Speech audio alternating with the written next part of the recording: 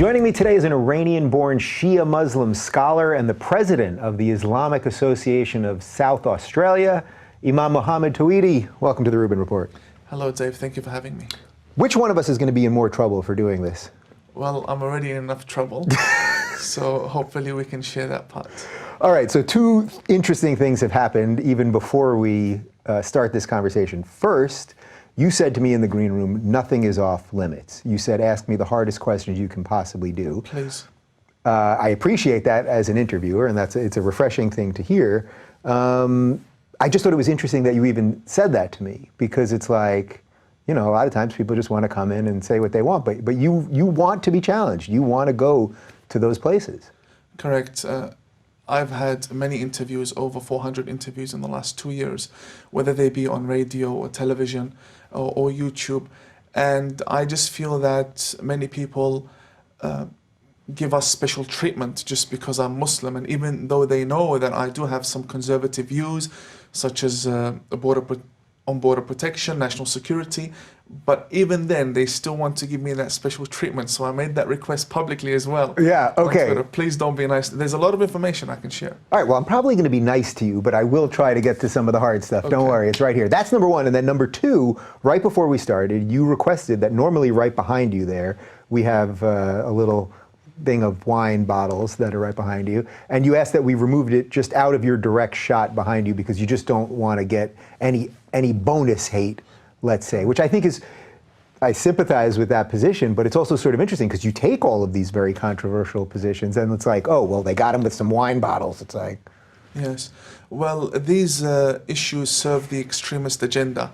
If the extremists can obtain an image of me beside a wine bottle or in a bar, for example, then they can easily discredit me as a Muslim Imam because Muslims don't drink, and I don't drink either. But they can easily stick that accusation when they have a picture of me being close to a wine bottle, and they want that, and I'm not going to allow them to do that. How thrilled are they going to be that you're in the home studio of a gay Jew? This cannot be that's got to be worse than wine bottles. Mm-hmm. What's the list?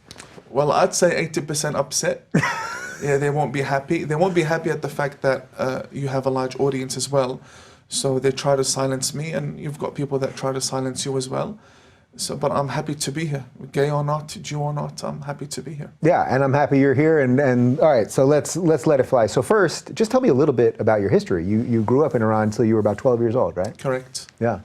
I was in Iran for the first 12 years of my life, and then we traveled to Australia. We landed in 1995.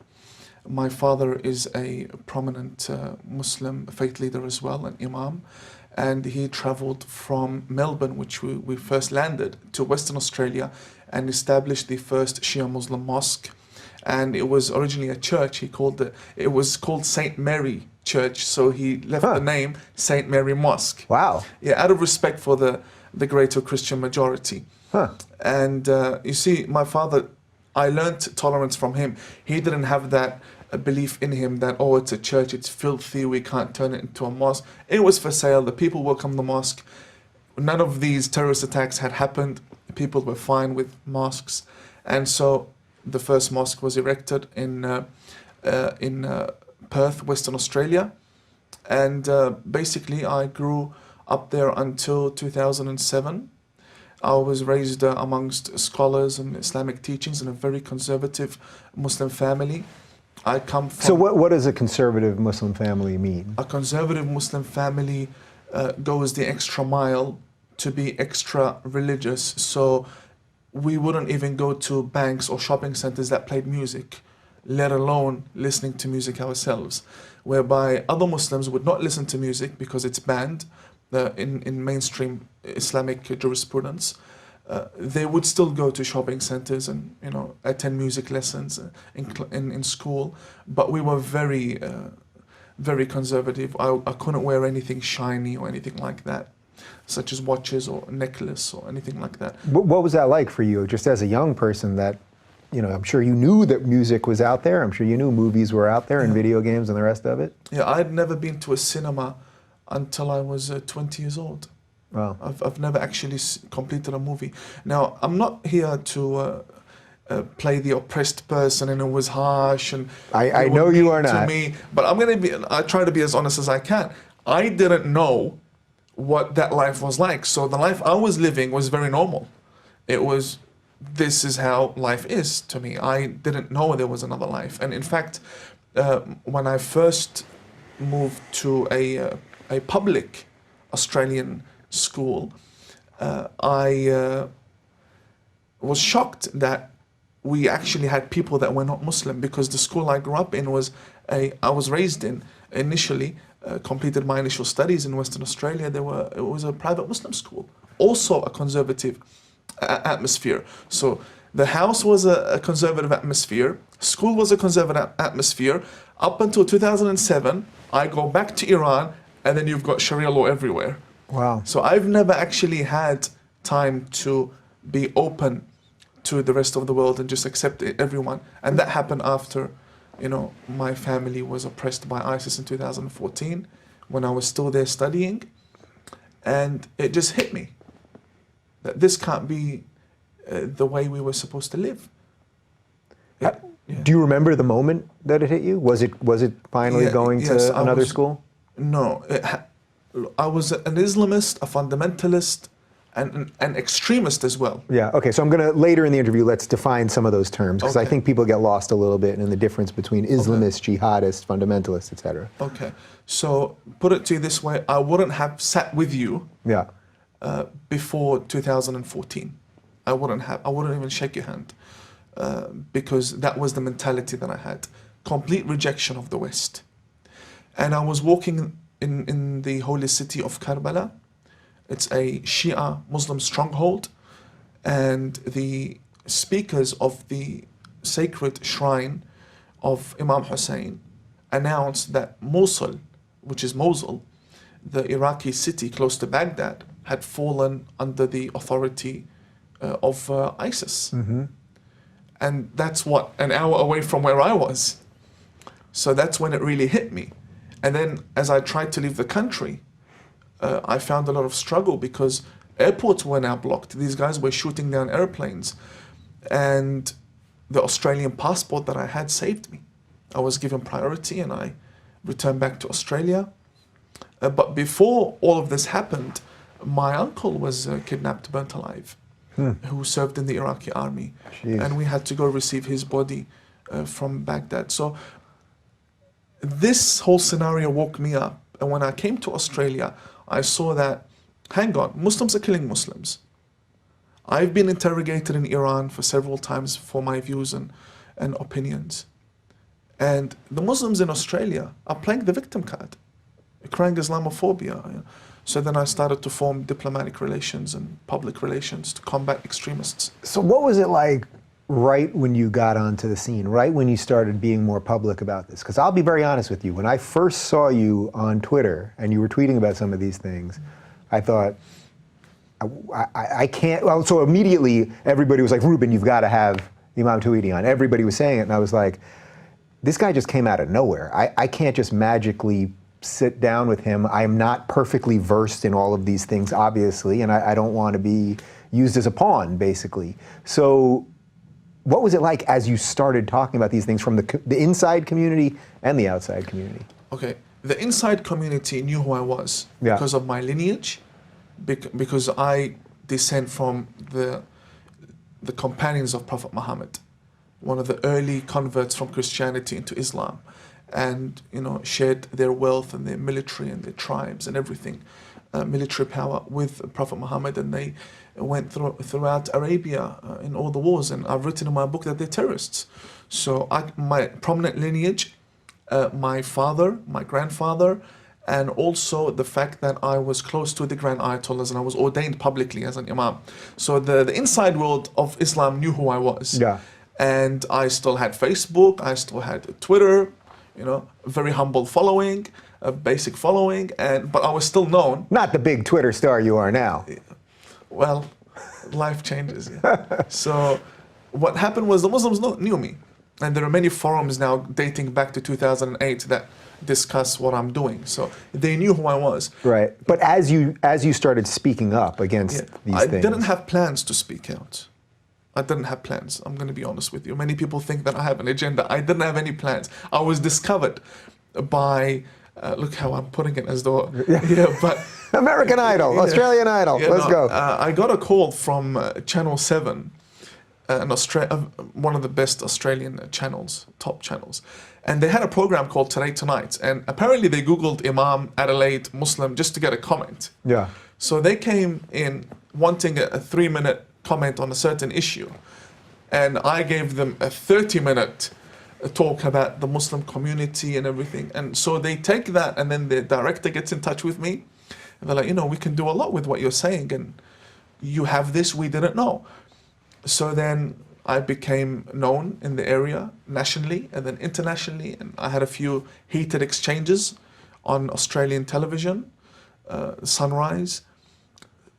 Yeah, were those usually with, I suspect they were probably with white people on the left. Is that fair to say? Well, or maybe with people more extreme on the right.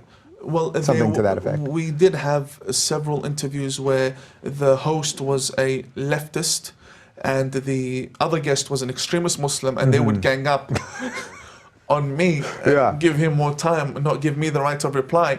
Or for That's example, how you know you're doing something right. yeah, Right? or write articles about me without even asking my opinion, or just pops up Article 1, Article 2, Article 3. And yeah. So were you shocked once you started talking about these issues and the problems that you see within Islam and the solutions that you see? Were you shocked where you were getting comfort from and where you were getting hatred from? I was absolutely confused. Confused is the right word to put it. Because on one hand, I've got politicians calling me, telling me that you are an asset, you speak English, you're young, you present yourself well, you know how to talk, you're against extremists, you love Australia, clean record, we need you, but not publicly. Mm-hmm. So that really hurt, because what do you mean not publicly? You want to work with me behind the scene, but you still want to visit the extremists for votes. Why wouldn't they want? Oh, so that's purely votes, because that really does tell you about some demographic stuff, I suppose, that we'll talk about. Yeah. So they'll sit with me privately, and these meetings aren't official meetings. No. I would actually have my turban on the side, and I'll open some buttons, and it was a very relaxed gathering with these politicians. For the record, you walked in here turbanless. And without the robes. Exactly. So just, FYI. And it was a very friendly gathering with the gifts. We would exchange gifts, but as soon as the issue turned public, it's like they don't know me. So that almost gets to the heart of exactly why the discussion around Islam is so difficult, because every time someone tries to come in and talk some sense about the difference between an ideology and people and all of the sort of moderate things that I see you talking about all the time, you guys are the ones that get thrown under the bus. There's so many examples of this, of almost every minority that tries to fight from within. They're the ones that get thrown under the bus, and then all that does is strengthen the extremists. I think what helped me a lot was the fact that I had a political advisor, a man who worked in the Australian Parliament for 40 years, retired now, Australian, so born in Australia, non-Muslim. Yeah. Can I ask you his name? No. Okay. I'm really sorry, because I fear for his safety. Okay. And basically this man was giving me advice as to how to handle the media, because, look, Dave, you asked me a question about how I felt. Let me just give you one scenario so you know exactly what was going through my mind. I'm criticizing extremists on Twitter. I get a phone call from the ABC in Australia. This is the main Australian Broadcasting Corporation. And they asked me, what is my opinion about claims that I am aligning myself with the right? Mm-hmm. And I said, what is the right? I did not know. So I came from a completely conservative Muslim background. Now I'm trying to serve humanity. This is my only agenda, to serve, going against the extremists. And someone's telling me that there's left and there's right. Now I have to sit back and try to understand what's happening. All right, so which politician that I met with was on the right? Which one was on the left? I'm trying to put everything together and get some perspective. And that was one of the things that really confused me. So it was really good to have a political advisor 2.5 years ago. because he told me exactly what was going on. Yeah. So what about the reaction from within the community, though? I would imagine once you start talking about these things, often the reaction from within the community is going to be even worse because now you're a traitor and a sellout and the rest of it. The community reaction was very fast, and it evaporated quickly because the Imam stayed silent. If the leaders carried on, then it would be a different scenario. So what do you make of that? I make that the leaders agree with me because they still come to my house and we have dinners and no problem, but they don't want any photos. But I do have photos, but I share that with the people in government to know what the progress is with what I'm doing. I'm not a one-man band who's walking around with nobody. No, Muslim leaders come to my house and we have amazing dinners and we talk about Muslim issues. But the community will reject them if they know that they have relations with me. In a way, does that type of person, although I can sympathize with their position, right? They don't want their congregation to turn on them or something like that. But that type of person that gives you the quiet support, but won't do it publicly, isn't it in a way the most frustrating type of support? I find that I have so many people that will come up to me, public people more famous with plenty more money and all sorts of things that come up to me and say, David, I really love your show and I'm sorry I can't tweet about it. I just don't want to get in hot water. And I think this is a theme amongst a lot of the people that we're sort of connected to. It's frustrating, but I also appreciate it because at least I know who's on my side and who will not attack me with a fatwa without me knowing. So it's good. I don't appreciate the silent ones. Is there a co-fatwa? Could we get a fatwa on both of us right here? That would be amazing. It's like an episode of Curb Your Enthusiasm. But that would be amazing. But it would certainly pave the way for other people to get fatwas, so I don't know how we would feel about that. But right. We could deal with it. We can. Yeah. Okay, so let's just do a little bit of sort of Islam 101 and sort of how to talk about these issues.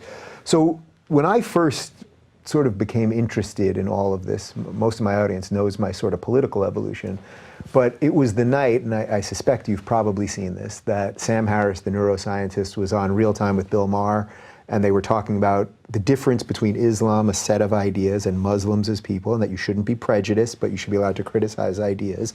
And the line that sort of caught the internet on fire was Ben Affleck calling Bill Maher and Sam Harris gross and racist. He said, that's gross and racist. And for me, and I was a progressive at the time and the whole thing, I thought, whoa, this just captures everything that I've seen wrong with my side. The inability to deal with a complex issue honestly, and that the immediate charge is you must be racist, you must be a bigot, and the rest of it.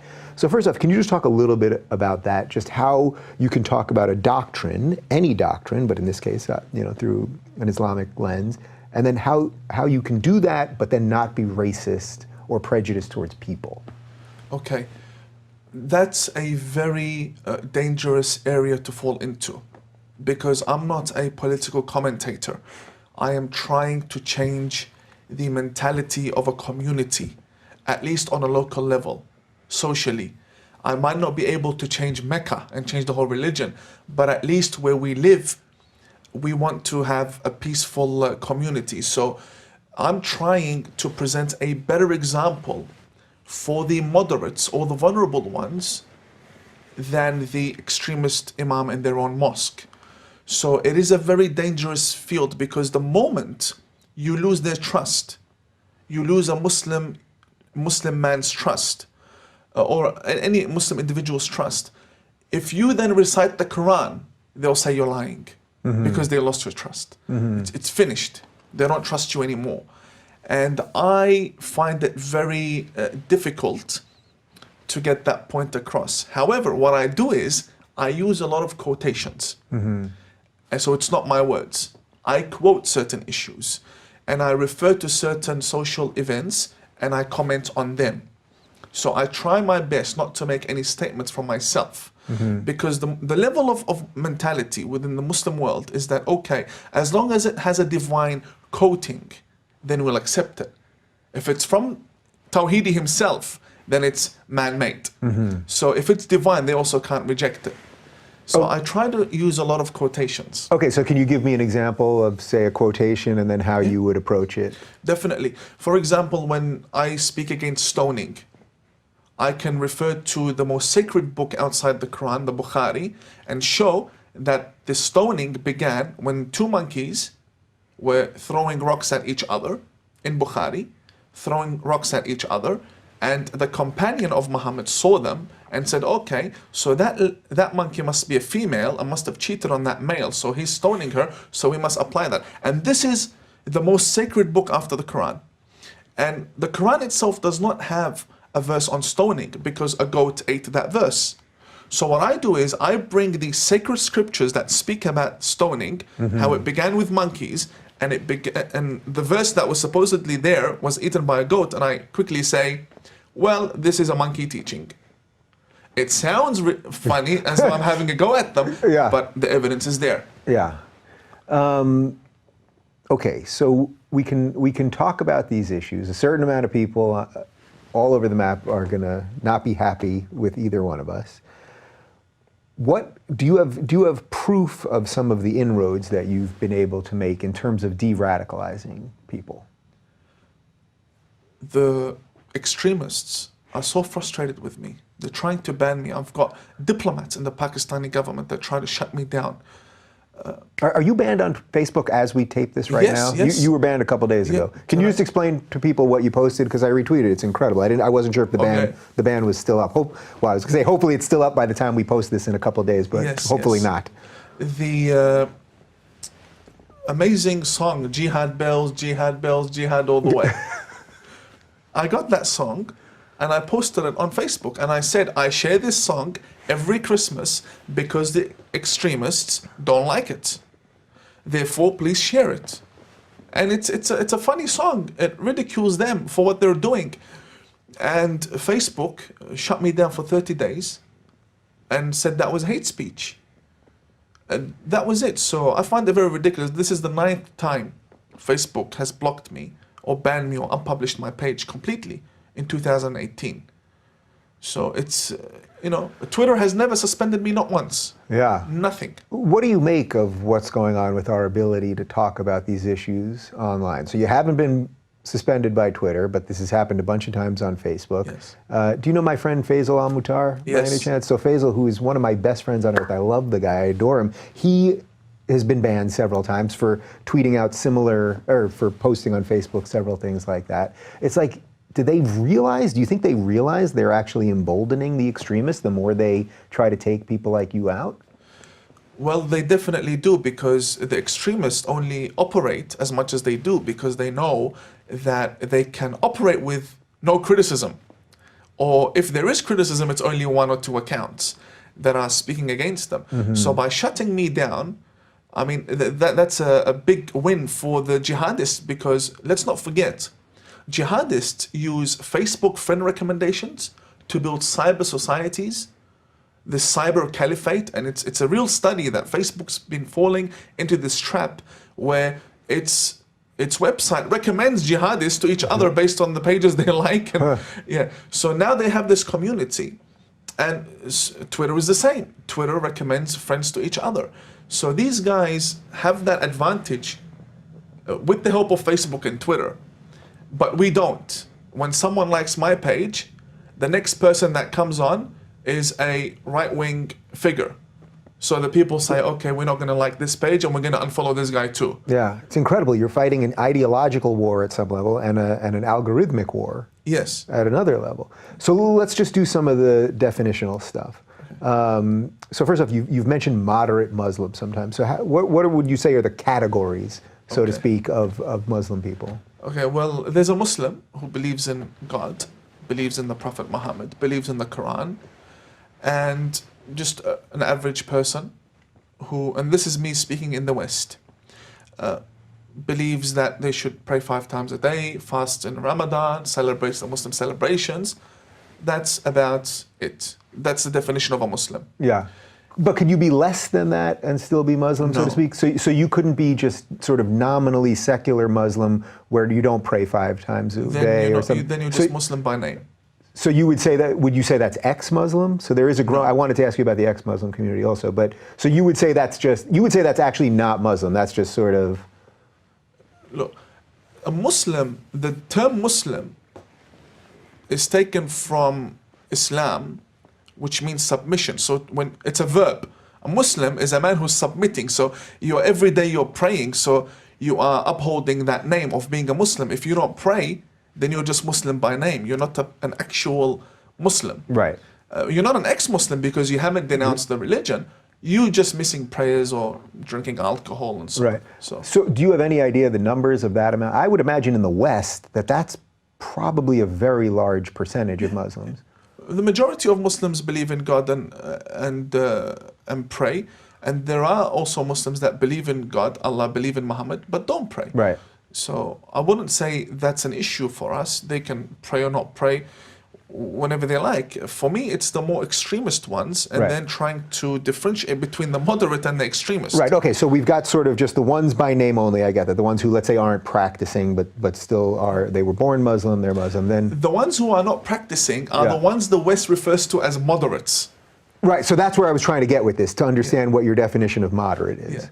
It's the ones who don't practice. And by not practicing, I mean the other laws of Islam. So, for example, the stoning, the killing, the reporting on people who break the blasphemy law, issues like that. People who just don't care, just want to go to work 9 to 5, come back, raise a family, you know, live life, go on holidays. Yeah, parents were Muslim, we were born Muslim, but that's about it. Mm-hmm. These guys are the ones who are referred to as moderates. Mm-hmm. But they're not really moderates. The moderate is the Muslim that is conservative but wishes to ban certain teachings, certain verdicts. They are the moderates. So the moderate is the one who's sort of staying within the religion and fighting the extreme parts of the religion. That's whether that's it be personally, on a family level, not raising their children in extremist mosques. Those are the moderates. Okay, and then you obviously include yourself in that. Well, I can see why this would be a tough question for me. I don't believe in something called moderate Islam. Now, just for the viewers to not get confused, I'm answering your question based on what society and what Islam says. My personal opinion could be another thing. So you might want to ask me what my opinion is on this issue. I don't believe there's a moderate... Well, let's pretend I asked you your opinion on this issue. There is no moderate Islam. Islam is Islam, and you're either a reformist, a reformer, a reformed person, or you're still a Muslim. The Muslims who don't chop the hand of the thief and don't stone and don't apply the violence of Sharia law, they've diverted away from the core beliefs of Islam. So in a weird way, you're an imam who also, you obviously have a great, affinity is not the right word, you have a great respect, I suppose, for the ex-Muslims, in a way. The ex-Muslims have every right to be where they are. Yeah. Because now is the worst time to be a Muslim. And when a Muslim has a problem or is facing a problem, whether it be inheritance, financial issues, abuse at home, divorce after being married off, at a very young age, they don't find the person who listens to them. The majority of imams in mosques have zero qualifications when it comes to counseling, when it comes to solving real life problems. They only know how to talk when it's against Israel, against the Jews, and to play the victim card and basically spread news about what they're doing in society. So the ex-Muslims, the majority of them, leave the religion because, number one, they really feel it's not for them anymore. And the people who paved the way for them, I do know that some people read Richard Dawkins or read certain books and then change their religion or leave religion completely. But ISIS makes more ex-Muslims than any intellectual in the West. So if we want to blame ex-Muslim for being ex-Muslim, it's the fundamentalist Muslims that made them ex-Muslim. They're the ones who are making them leave the religion. Right, and that's completely contrary to what the media would portray about this. They would say it's that if you talk about any of this, you're driving people to become extremists, which, as many people call it, this is the soft bigotry of low expectations. If I was to say anything that might offend you, you would automatically become an extremist, which is such a horrific way of viewing another human being. You know, is there something that I could say to you that somehow you might end up blowing me up? Nothing. If you were to kill me and I'd come back to life, I'd still hug you. Seriously, I'd still shake your hand. All right, you got nothing to worry about, brother. Okay, so let's just do a little bit more of the def. Okay, so wait, so we have sort of the ex-Muslims and the nominal Muslim, then the moderate that you say is not really a thing, actually. Then can you sort of explain Islamist and jihadist? Okay. And if there's anything else that I missed within that. Islamist is an individual that believes in preaching and spreading and expanding Islam and the message of Islam through militant means. So they would spread Islam by the sword, and now the tactics are a bit different. Now it's getting through Congress. So before it was by the sword, now it's getting themselves into parliament and then making laws that act as the sword, the Islamophobia law in Canada, M103. Yeah. So an Islamist would silence you just to spread his agenda. That's different from a Muslim. A Muslim would say, okay, this is the Quran, I believe Allah is the right God, I believe Islam is true, accept it, you don't accept it, you're not going to be saved, good night, good night. That's basically a Muslim. An Islamist will actually go the extra mile of kidnapping someone because they drank alcohol and whipping them because they believe that is the right thing to do. We've seen across Europe, statues are being destroyed because it's not allowed in Islam. So that's an Islamist. An Islamist organization would be Hamas. Hamas is an Islamist organization that did terrorist doings. It's responsible for terrorist activities. So then it became a terrorist organization. But its ideology is an Islamist ideology. Mm-hmm. So two-state solution is not an option. They need to be eliminated because our message is the right one. That's an Islamist mentality. Mm-hmm. Now, the other person or the other group of people would be the fundamentalists. A fundamentalist Muslim wants to preserve the message of Prophet Muhammad and live like Muhammad the same way he lived. So if the reports say Muhammad had a short pants because his pants would stop to his ankle, they'd go to university, Harvard University, with their ankles sticking out. Right. So if there was no deodorant in Mecca, we're not going to use deodorant. If Muhammad never trimmed his beard with a blade, then we're not going to use a blade on ours. That's a fundamentalist. Mm-hmm. And these guys will always take the side of the Islamist rather than the moderate. Mm-hmm. And also moderate is just a politically created term. It's a political term to differentiate. Yeah. But at the end of the day, I don't believe there's moderate. You're either Muslim or you're not, and then there are levels in faith as to how deep you are and how much into the religion you are. So where does the jihadist fit into that? Because I thought that was a little bit of your definition of a Islamist because of the use of violence. Okay. The Islamist isn't always a jihadist. Mm-hmm. An Islamist can be someone who believes in the ideology of spreading Islam by violence, who believes that's the right way, that's how religion should develop, but they don't actually go and fight. You know who these people are? The majority of the Imams. Yeah. So they're sitting in their mosques, recruiting, sending people to ISIS, but they're not jihadists. Mm-hmm. The Imam is responsible for the jihadist going and joining ISIS. So he's an Islamist, and he would send the Islamist congregation to then become jihadists. So this is when people talk about the radicalization that's happening in mosques in the West, you believe that to be a real thing? Of course it is a real thing, and it's something we battle every single day. If I was to go into one of these mosques, right, what would I be hearing?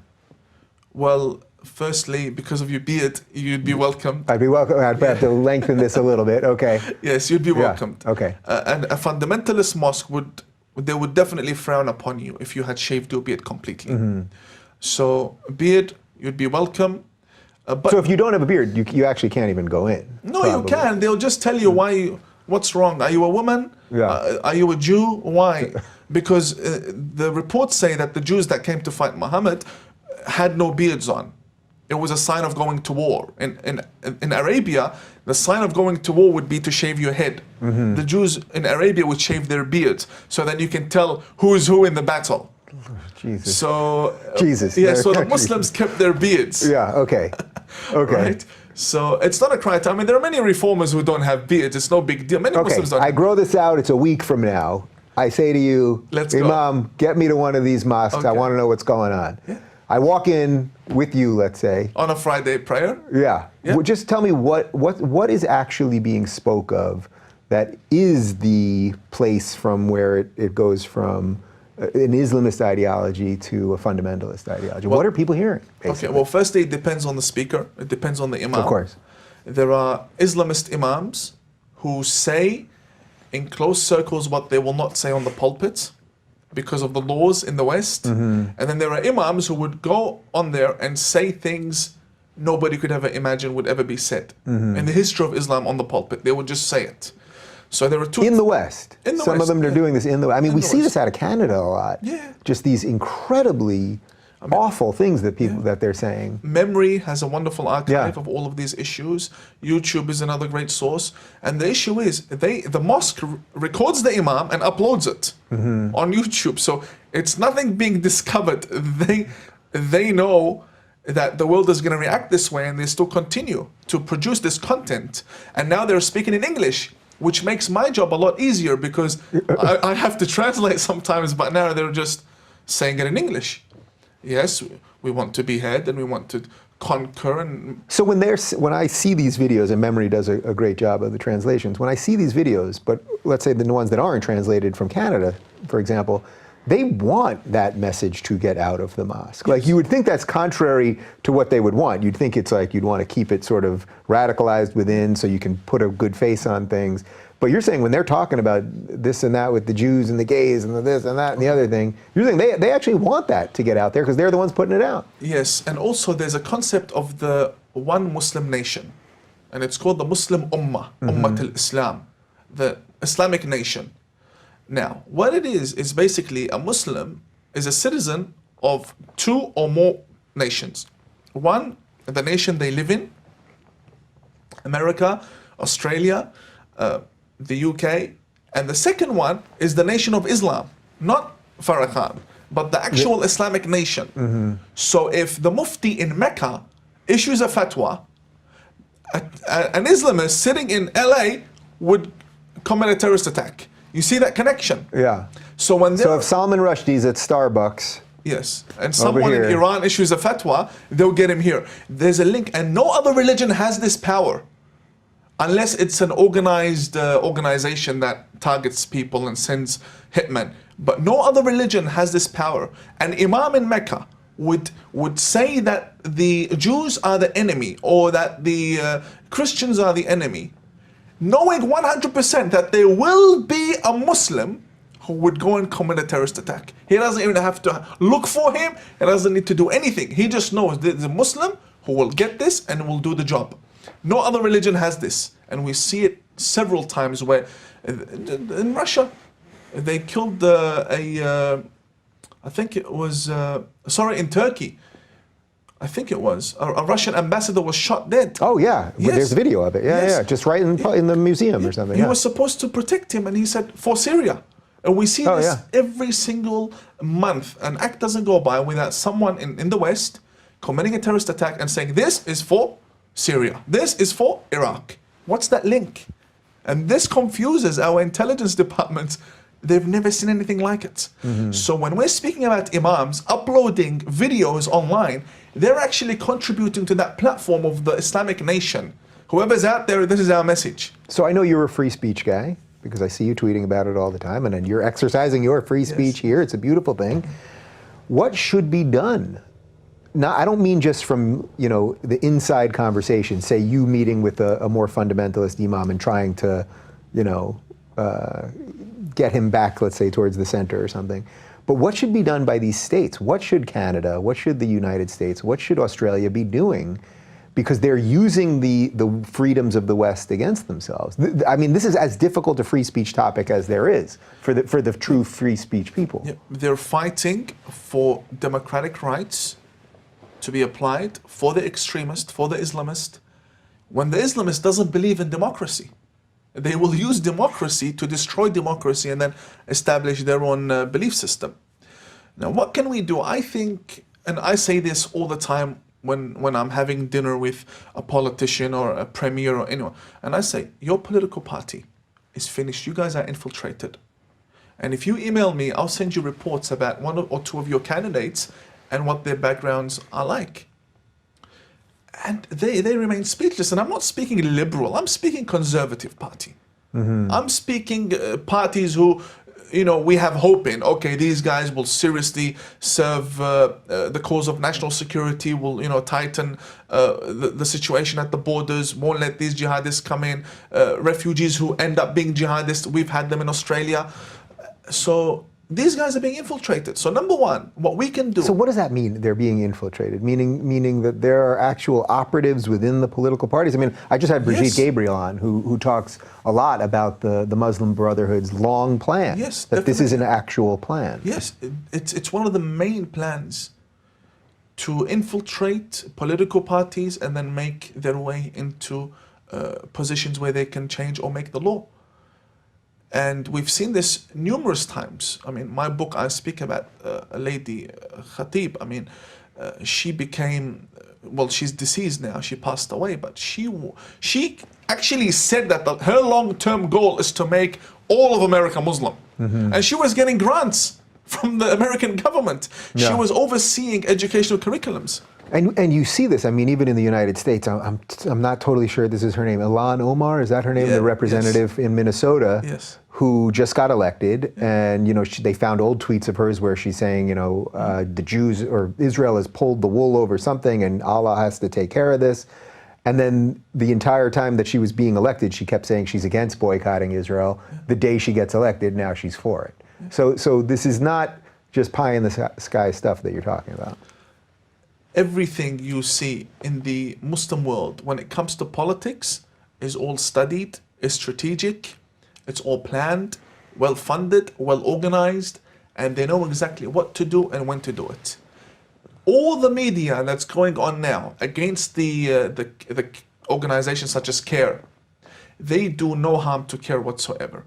CARE has a clear vision, and they are reaching their goals because there are loopholes and there are cracks within the system, and they're equivalent in Canada, they're equivalent in Australia, and these loopholes within the government keep getting bigger and bigger as these guys get elected. And I don't want to scare your viewers, but all I have to say is these people are very smart people.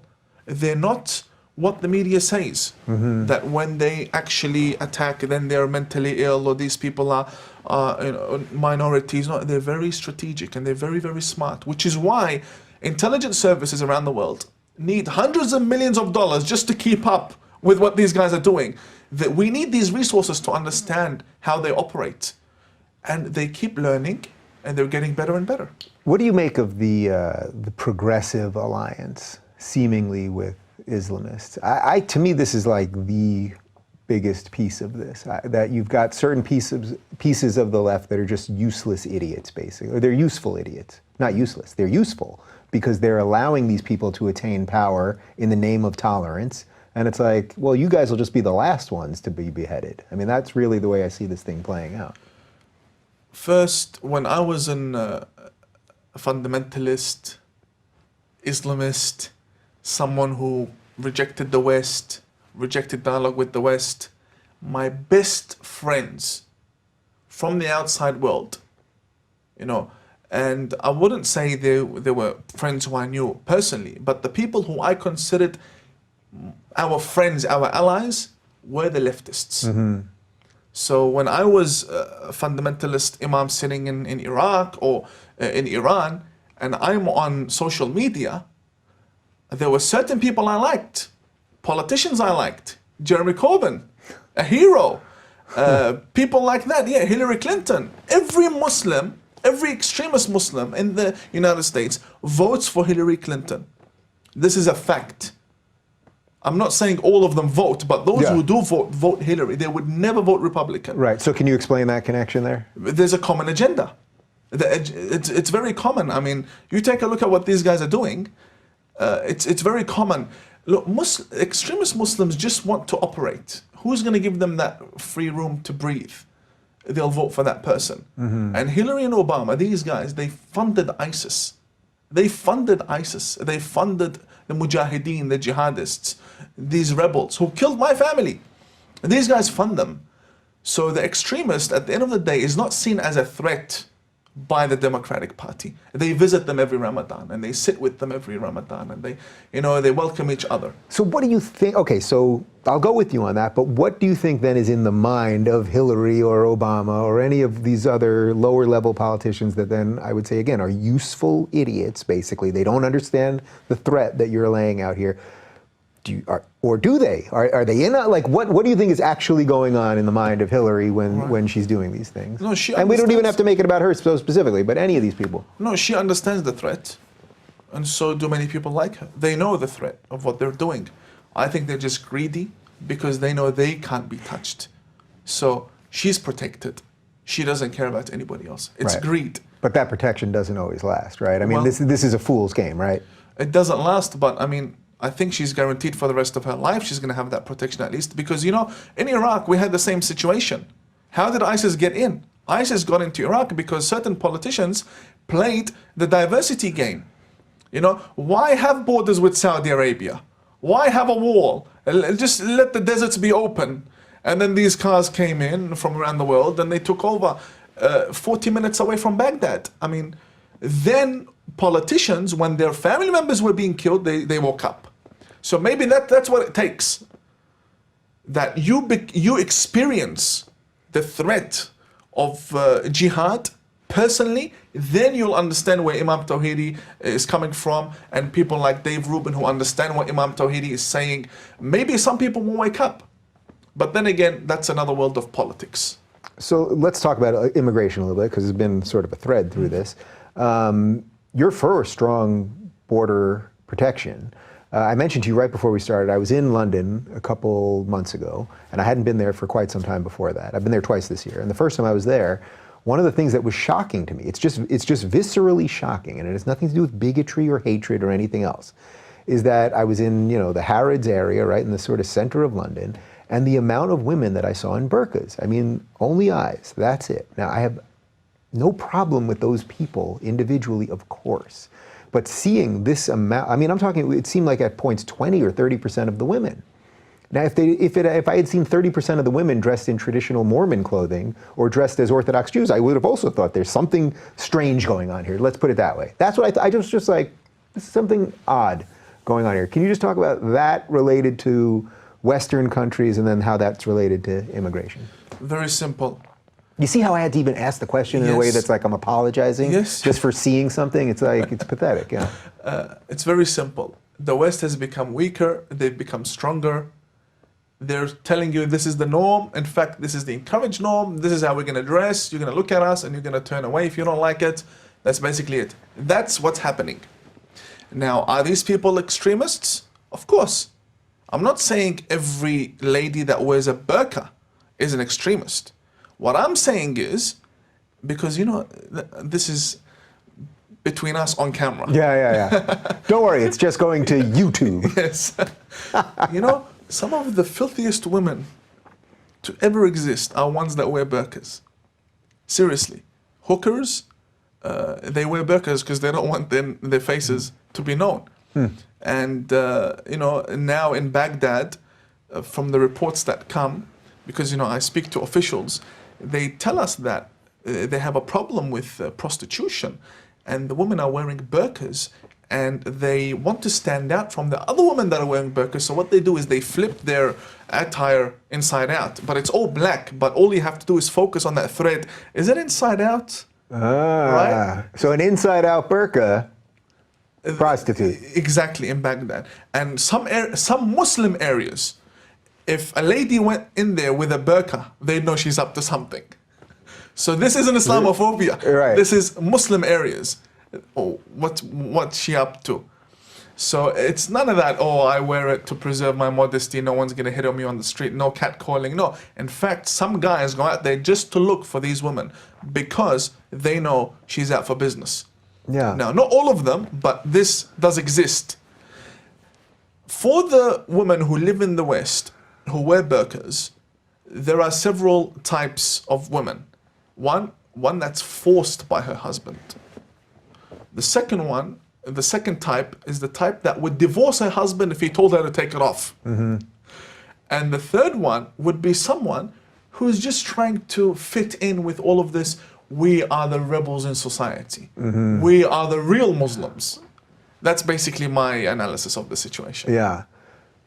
Do the average lefty that used to be your ally when you were more extreme, so to speak, do you think they realize that this set of ideas is so in direct conflict with the rest of their ideas? The rest of their ideas about tolerance and we're for gays and minorities and women and all of these things, that they've aligned themselves with an ideology. If you were to look at it in their pyramid, they've put Islam really at the top of their pyramid because they believe it's a brown person's religion, which of course is a racist notion in itself because a religion is not of a skin color. But do you think they even realize, like now I'm not talking about, say, the Islamist, what they realize their alliance is, the other way around. Do you think these people have any sense of what's going on here? I think what's happening now is that loyalty has shifted from being loyal to your country and to your people to being loyal to your boss and to your company.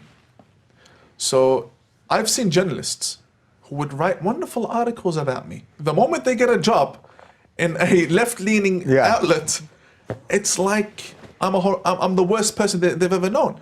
And the contradiction remains online. Like, what happened here? I'm someone who's going to influence the Australia, and I'm a peaceful guy, and they welcome me. And here, I'm a fraud who should be silenced. Don't give him the megaphone. So you see, I think loyalty falls in companies, no more in country or faith or family. Yeah. Can you talk a little bit about the sort of unique way that Islam is designed to spread?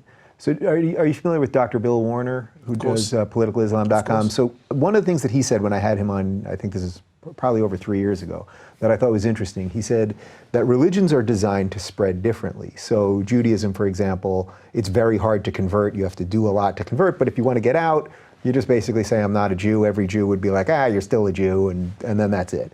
Where Islam, it's very easy to get in, right? You just have to recite something very quickly, and it's almost impossible to get out because then you're an apostate. So now we can kill you. So he said it's actually, a virus is very easy to attain and very difficult to eliminate. So that's what he was comparing it to. I thought it was an interesting analogy. Okay. For me personally, the way I see it is, if Islam is going to grow, it has to grow in the right direction. Because I believe Muslims will always be converting people, and there'll be people always converting to Islam. So I don't believe religion can be stopped at all or eliminated. I mean, look at Judaism. They never had a government to protect them for thousands and thousands of years. Everyone was trying to kill them and did in fact kill them. They've been butchered in the millions, but they're still around. It's hard. It's almost impossible to eradicate a religion. It doesn't work like that. So that's my take, my position. So I don't see it as a virus. Mm-hmm. I just believe people will always have certain opinions and change religions. What I do acknowledge is the fact that Islam is very strategic in recruiting adherents to its belief system. And this isn't all Islamic schools of thought, but the majority of them. So the majority and mainstream do actually have a strategy, and it's called through da'wah. What da'wah is, they go out to the streets and they're basically selling religion. They'll sell you religion, and in return they'll give you heaven, paradise in the hereafter. That's the basic transaction. And there's an audience for everything. This is a fact. And many people do embrace Islam because of the promises that they get. I mean, if you're a businessman and you're stopped by one of these stalls, they'll tell you there's so much wealth waiting for you. One prayer will build you 5 castles. If you're a farmer, they'll promise you massive farms in paradise. If they know that you like women, they'll promise you plenty of women, like the jihadis, 72 virgin issue. 72 virgin seems like a bit much. No, the actual teachings say each one of these 72 virgins comes with her aids. So it's actually more than 72. Jeez. And the actual number 72 or 70 in the Arabic language just means a lot. It means unlimited. Oh, is that It's right? like, I've told you a million times. Oh, okay, okay. Yeah, like All right, that's good to know. Yeah, so it's not actually 72. Okay. And it's not raisins either. Many people say it's not because the Islamic books describe their hair, their eyes, and if one hairband was to fall on planet Earth, the perfume would be smelt by everyone. So there are descriptions that these are actual women, not raisins.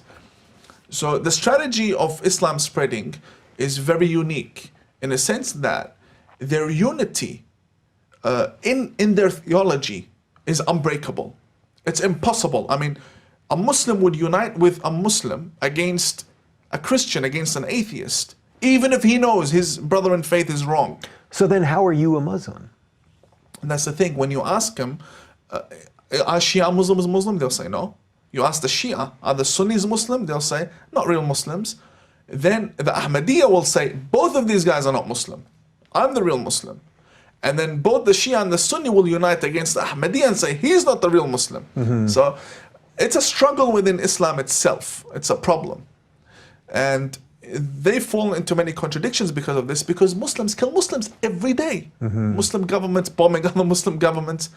So, Right, I mean, what's going on with Saudi Arabia and Yemen right now? Yeah, which nobody talks about, of course, because we don't know how to frame it properly. Yes. So we just wait for something to happen with Israel, basically, and then it's like, oh, well, now we got good guys and bad guys, it's easy. So, all right, so two more questions for you. So, one, what do you think it is about you, about the guy I'm sitting across from right now, that gives you the sort of bravery to talk about this? This is, I mean, that's why when you first came on the scene and everyone was like, talk to this guy, I was hesitant, because I was like, I just don't know enough that I don't want the wool pulled over my eyes, but B, you know, as your critics will say, there's fame to gain out of this, there's all of this other bounty to be had by this. But so what is it about you that makes you do this?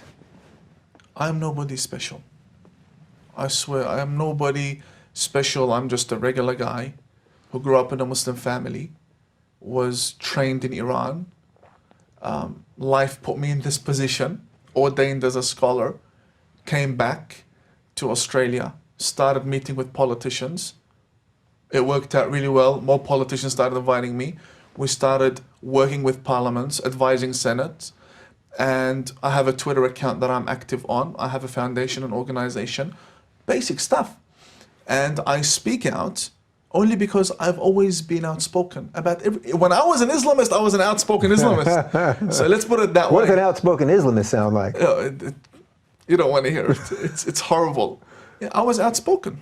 I used to flagellate.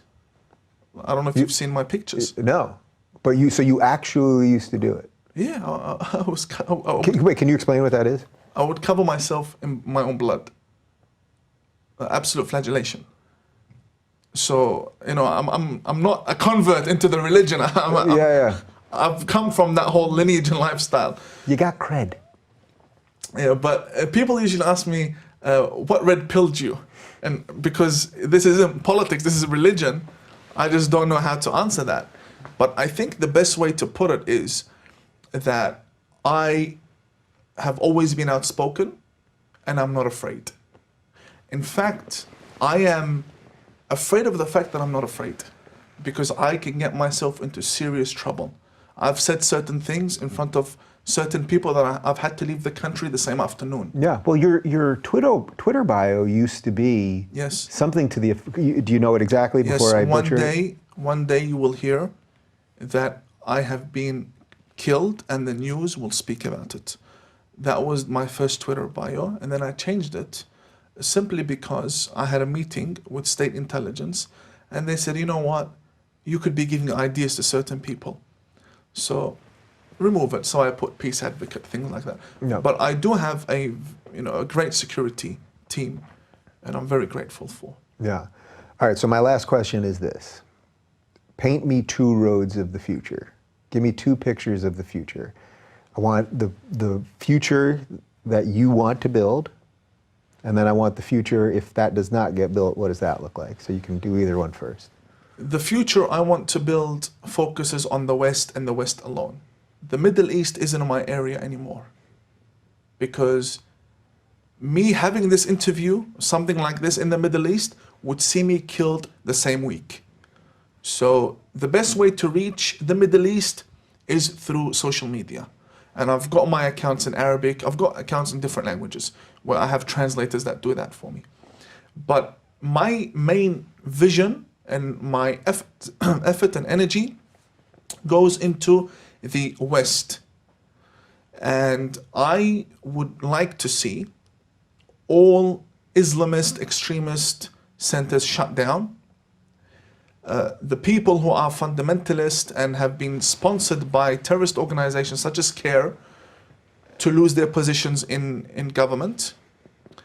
I would like to see an honorable leader of a country that cracks down on these extremists.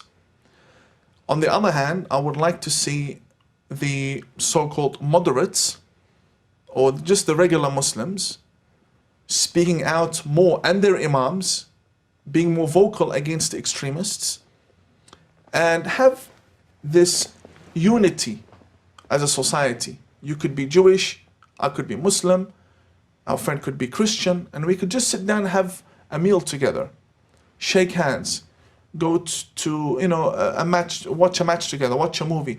No problem in that. Which people are doing every day in the West, Yes. by the way. We shouldn't forget that, right? Yes. It's like we are doing that. So after this interview, I go back to Australia and I go back into the Muslim community. I don't go back to meeting with Jews and Christians. I do that in my interfaith work. But I actually live amongst the Muslim community. So I would like to see that Muslim community embracing the larger community in the West. That's my vision, because then we can work on establishing peace and building better relations and basically uniting with the rest of the world against the extremists within our own religion. That's my vision. If that doesn't work out... I was going to say, we should have done this the other way, because now you're going to end up ending on the bad note. So I'll try to figure out a way to get us to some nice ending here. Yes. If that doesn't work out, then I believe we have to unite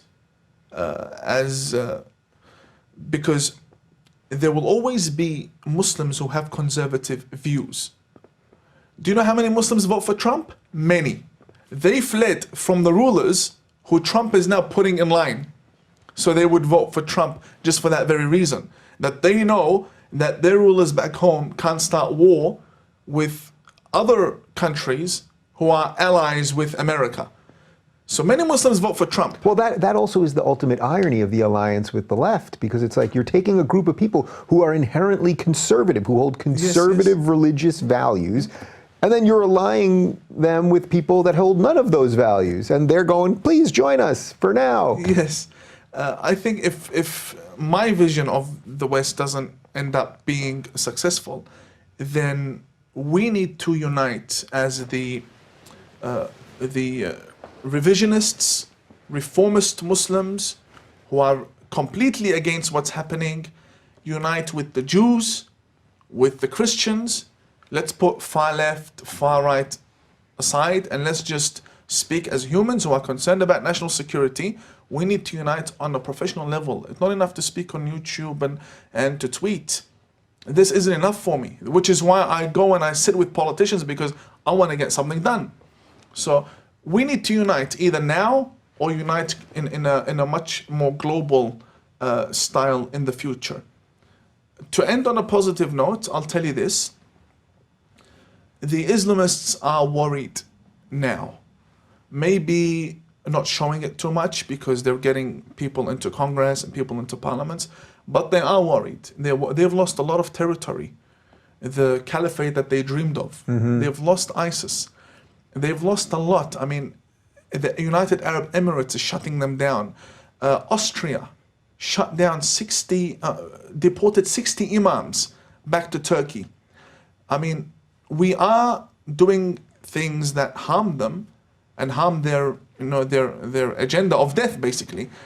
And we're doing them in large portions. So in portions they can't accept. 60 imams vanished from the country in one day. That's a big loss for them. Yeah. So we are pushing back, I believe, as a society or as a global society against the extremists. But I think it's a slow way to the finishing point, and we will win at the end of the day. I do know that eventually people will just get fed up with the extremists and unite with these reformists and just get them out of the society. I don't know how, maybe in 100 years, I don't know. But it's going to be really bad. The way we win will be really bad. It will not be peaceful. And I really hope that we can pave the way for a much more peaceful ending. But I'll just say this. Every time I came on Australian television, I have a police officer that tells me, you know, Imam, I've been sensing this. Every time you go out there speaking, we get more applications for firearms because they believe the invasion is coming. So then I started to tone it down a little bit. Yeah. But I still want to say the truth. And I wish for a peaceful ending. That's basically it. Isn't it weird how you just have to live your life and do what you think is right at all times? I remember when I first started talking about this stuff and I was just a little worried about security and things. I said to, do you know Dennis Prager? Yes. I said to Dennis Prager, I asked him about just security, because just any of my friends in this world that talk about this stuff, I was just asking. And I said to Dennis, you know, what do you do about security? And he told me some things that I can't repeat, but then he goes, but at the end of the day, when it's your time to go, it's your time to go. I thought, well, I'm a little younger than you. I'm not quite ready for that yet. Well, listen, you have an ally in me, and I hope we helped spread a little bit of what I know you've made your life about. And you know, hopefully there's a way that it doesn't get that bad before it gets better. I suppose we shall see.